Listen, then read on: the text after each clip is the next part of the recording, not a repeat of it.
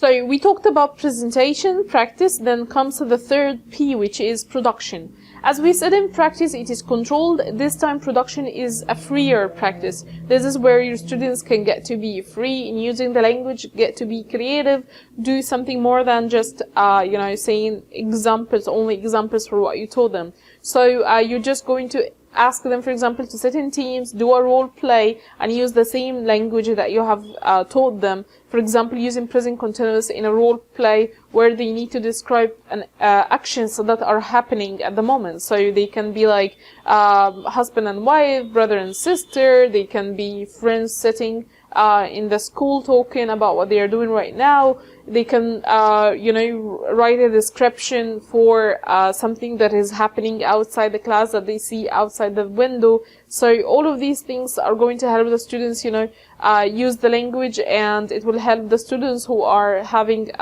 good level of English to be a little bit free and do things that are matching their level more.